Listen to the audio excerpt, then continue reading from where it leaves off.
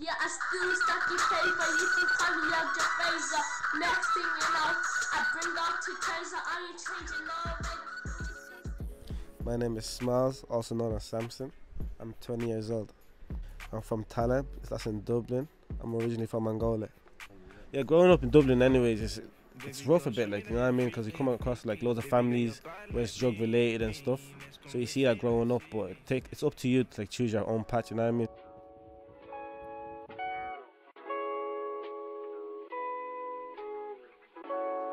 So we're here in Michalina right now.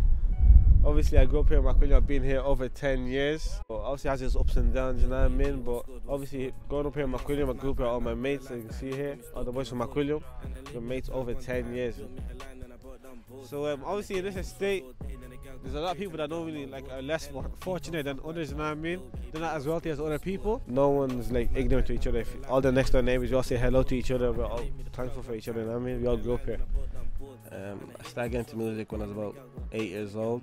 My favorite rapper was Lil Wayne. Every morning I just literally wake up, be rapping. And one day I came up with my own lyrics. I'm still on the block, chilling with the shutters. Still got the crop that be selling out proper. Went to my pops, it's only right, I'm getting hotter. Music can't flop, I gotta make it for my mama. Not a lot of studios in Ireland. Now there's, in the last 5 years, there has been a lot because of the scene is growing. I'll take it back about 4.5 years, maybe 5 years, where I'll call it like the new wave of hip hop. It's when like the new drill started, Irish rap started, and it's more like the new generation, where there was people like older generation rapping, but they were all trying to copy like the American or the English, but it wasn't too authentic. I feel like Ireland, we're in the middle of like 3 countries, like America, England, France, and we kind of lost our identity and it's like our sound and finding who we really are. People are kind of starting to rap in their Irish accent, talking about where they're really living. This is where I shot outside on this long empty road. It looks mad empty right now, but believe it or not, when we shot outside it was packed a bit, you know what I mean? It was like a festival, this place was. Really outside, I know my mind. In due time, one of us go shine. You won't be my crew. Outside.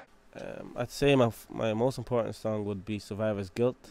Survivor's Guilt is basically about my friend that passed away, which was killed by his own friend. That's my friend also, and I had to witness him there on the floor. I seen him lying there on the floor as he passed away. So that's my most important song. I describe how he passed away and how it all happened. Obviously, you already heard about my mate passing away, so I'm just going to show you where he passed away. So yeah, this is Dizzy's spot. As I said, Dizzy's memorial spot, you know what I mean? And it's not my first friend that I lost. I lost 2 other mates before that, but this is the first time my mate has actually been killed, so it really opened eyes for everyone. The day he was killed right here, and the blood is still dripping all along here. How could I ever chill when my mother's still behind the tills? Survivor's guilt, who I survived for real. Dizzy died a couple minutes, wish I put myself. A letter from mom. How I came up with that song was it was actually a tough time in my life where I was kicked out of my house. So I was basically homeless for a few years. And as I was homeless, I just realized that my head wasn't in the right place. But sometimes being in struggle actually like benefits you a lot because you start to see who's really in your life. So at that moment, I lost a couple of friends because people weren't calling me. I was homeless. I had no money whatsoever. So the only person I actually realized that I have in my life is my mom. So I realized I have to make a song about that. Yeah, obviously this is my family. You know, with me when I was younger. With my sister Bianca, Claudia, and my mom. Obviously I was doing a lot of party songs back then, but there was a time in my life where I was actually in like, when I was dropping music, I was popping, I was lit, I was enjoying life, partying, whatever, blah blah blah.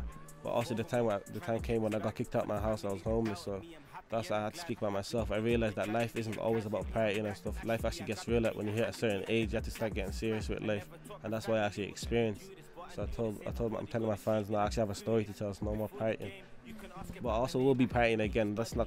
I'm still young, you know what I mean? I'm still gonna be out here doing my thing, but for now I have to get serious with the fans. Like obviously, when I was growing up, I seen rappers like that were small, as I said, and they started making money from music. I was like, if they can do it, why can't I do it? With all human beings, you know what I mean? We all have the same mindset. So I put my mind to it, and here I am today, actually doing something myself.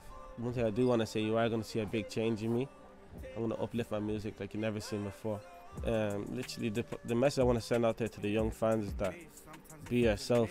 Don't have to be no gangster or portray an image for anybody else. Just be yourself, and people appreciate the way you are. O-E-G, no outside. This a life that I'm raised in. When you're down, sometimes it feels degrading. When your head's up in a maze, sometimes it feels amazing.